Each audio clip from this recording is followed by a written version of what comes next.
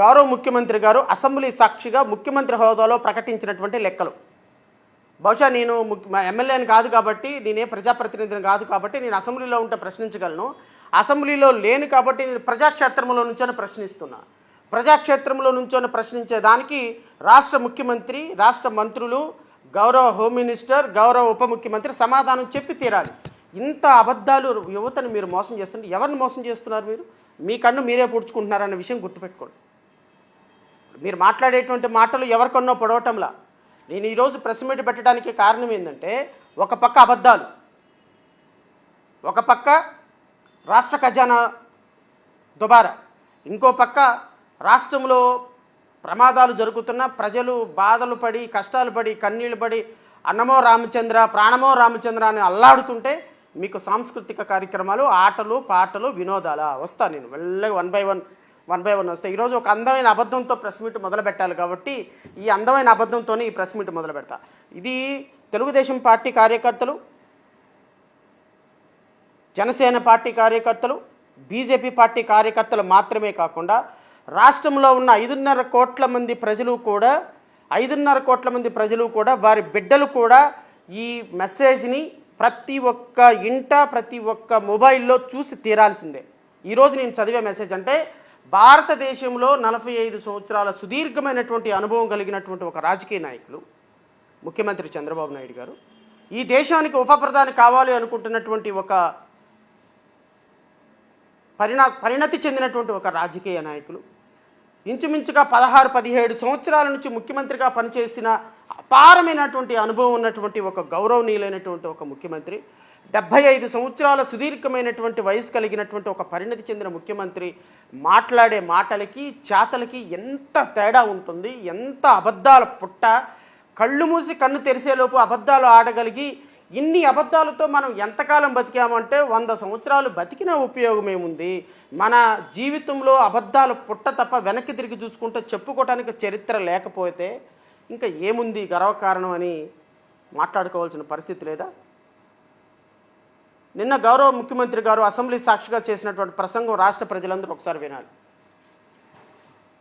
అధ్యక్ష, ఈరోజు ఈ ప్రభుత్వం ప్రోయాక్టివ్గా తీసుకున్న తర్వాత మీరు చూస్తే ఒక్క ఎంఎస్ఎంఈలో 2,48,906 మందికి ఉద్యోగాలు వచ్చాయి. స్కిల్ డెవలప్మెంట్ ఇంటర్వెన్షన్ పెట్టి జాబ్ ఫేర్స్ పెడితే 1,46,627 మందికి వచ్చాయి. ఇండస్ట్రీ 95,174 మందికి వచ్చాయి. ఫుడ్ ప్రాసెసింగ్ 64,035 మందికి వచ్చాయి. అదే మరి గవర్నమెంట్ జాబ్ క్రియేషన్ లో ఇప్పటి వరకు మెగా డిఎస్సి గానీ, పోలీస్ కానిస్టేబుల్స్ గానీ మిగిలినటన్ని చూస్తే 30,598 ఉద్యోగాలు గవర్నమెంట్ లో ఇచ్చిన ఘనత ఈ ప్రభుత్వానికి 20,393, IT electronics 13,866, tourism 5,028, mines and geology 3,220, మొత్తం 6,28,327 మందికి ఇప్పటికి ఉద్యోగాలు ఇచ్చిన ఘనత ఈ ప్రభుత్వానికి.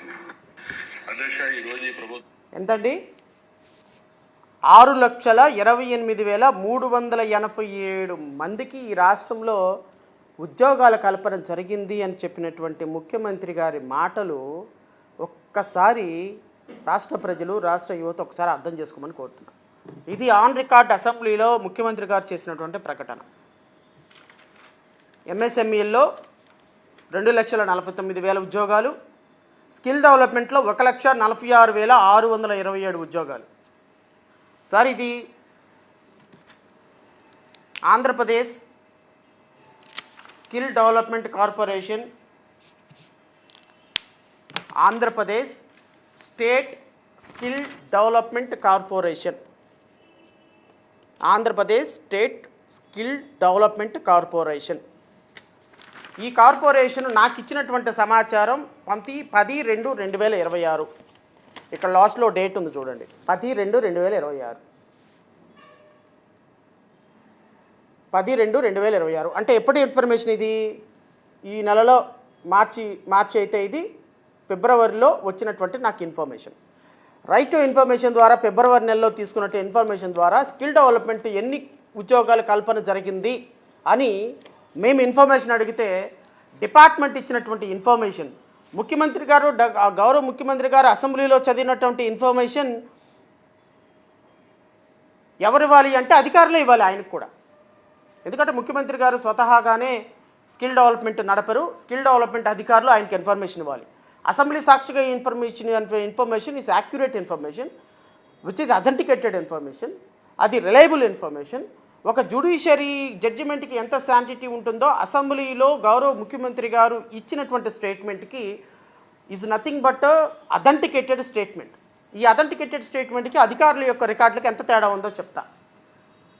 నేను అడిగిన ప్రశ్న ఏంటో కూడా చదివి వినిపిస్తా. Provide year wise details of the total number of job opportunities that were promised to created under the job creation programme as a part of super 6 in the election manifesto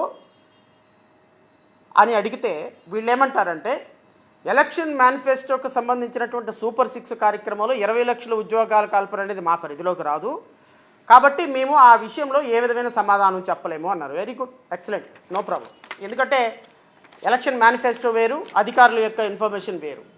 provide year wise details of actual number of job created till date under the said announcement. ఇప్పటి వరకు state skill development corporation ద్వారా ఎన్ని ఉద్యోగాల కల్పన జరిగింది ఆంధ్రప్రదేశ్ రాష్ట్రంలో అని అడిగితే వీళ్ళు ఇచ్చినటువంటి సమాధానం, it is informed that Andhra Pradesh state skill development corporation does not create any jobs or sanctioned post. It facilitates employment opportunities through placement support under its skill development program.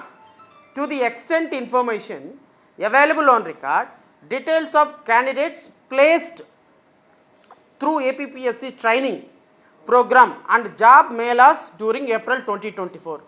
Andhra Pradesh రాష్ట్రం నుంచి జాబ్ మేళాలకి వెళ్ళాల్సినటువంటి ఎవరైనా విద్యార్థులు ఉంటే త్రూ వాళ్ళ ప్లేస్మెంట్ల ద్వారా వీళ్ళకి ఉద్యోగాలు ఇవ్వండి అని ప్లేస్మెంట్లను రికమెండ్ చేసేటువంటి ఇన్ఫర్మేషన్ మాత్రమే వీళ్ళ దగ్గర ఉంది. ఎన్ని ఉద్యోగాలు వచ్చిన ఇన్ఫర్మేషన్ వీళ్ళ దగ్గర లేదు. అంటే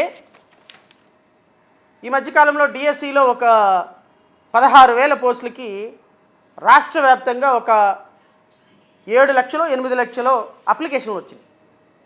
ఈ 7 లక్షలు 8 లక్షల మంది అప్లికేషన్లు 7 లక్షల ఉద్యోగాలు ఇచ్చేసామనుకుంటామా? కాదు కదా. ఒక కంపెనీ ఒక చోట ఎగ్జిక్యూటివ్ ఆఫీసర్ పోస్ట్ ఖాళీ ఉంది అనుకుంటే ఒక బీటెక్ కాలేజీ, ఒక బీటెక్ ఇంజనీరింగ్ కాలేజీ వాళ్ళ దగ్గర నుంచి ఒక 30 మందినో 40 మందినో రిఫర్ చేస్తుంది ఉద్యోగాల కోసం. ఆ ఉద్యోగాల కోసం రిఫర్ చేసినప్పుడు ఆ 40 మంది 50 మంది ఉద్యోగాల కోసం వెళితే దాంట్లో ఒకరికో ఇద్దరికో ఉద్యోగం వస్తుంది. సో రిఫర్ చేసినటువంటి లక్షల మంది 1000 మంది ఉద్యోగాలు ఇచ్చినట్టు కాదు. వీళ్ళు AP skill development state skill development corporation ద్వారా వీళ్ళు రిఫర్ చేసినటువంటి విద్యార్థులు జాబ్ మేళాలకు వీళ్ళు రికమెండ్ చేసింది 1,08,860 మంది. స్కిల్ హబ్స్కి రికమెండ్ చేసింది 3,985 మంది. స్కిల్ స్పోక్స్కి రికమెండ్ చేసింది 1,910 మంది. స్కిల్ ఇంటర్నేషనల్కి జాబులకి రికమెండ్ చేసింది 15 మంది. ఉమెన్ ట్రైనింగ్కి రికమెండ్ చేసింది 265 మంది. సిఆర్డిఏ స్పెషల్ ప్రాజెక్టుకి రికమెండ్ చేసింది 13 మంది. వెరసి గౌరవ ముఖ్యమంత్రి గారు చెప్పినట్టుగా 1,46,000 మంది కాదు, వీళ్ళు కేవలం ఈ 1,08,660 మందిని జాబులు వీళ్ళకి ఫెసిలిటేట్ చేయండి, వీళ్ళు కూడా ట్రైనింగ్ పొందారు అని రికమెండేషన్ చేశారంట. రికమెండేషన్ చేసిన వాళ్ళని ఉద్యోగాలు వచ్చేసినాయి. జాబ్ మేళాలు జరుగుతూ ఉంటాయి మన ఇళ్లలో కూడా, మన ఊర్లో కూడా చూస్తుంటాం. 10 కంపెనీలు వరుసనే కూర్చుంటాయి. ఒక 10,000 మందో 20,000 మందో వచ్చి అప్లికేషన్లు పెడతారు. అప్లికేషన్ పెట్టిన వాళ్ళందరికీ ఉద్యోగం వచ్చేసినట్టేనా? స్కిల్ డెవలప్మెంట్ కార్పొరేషను ఇదిగో అక్కడ జాబ్ మేళా జరుగుతుంది వెళ్ళండి, ఇదిగో ఇక్కడ జాబ్ మేళా జరుగుతుంది వెళ్ళండి, ఇదిగో పలానా కంపెనీకి ఇంటర్వ్యూకి వెళ్ళండి అంటే ఇంటర్వ్యూలకి వెళ్ళండి అని రికమెండ్ చేసిన ప్రతి ఒక్కరికి జాబ్ ఇచ్చేసినట్టే. ఇంత దుర్మార్గమైనటువంటి అబద్ధాలు ముఖ్యమంత్రి గారు, కనీసం కామన్ సెన్స్ అన్న ఉందా?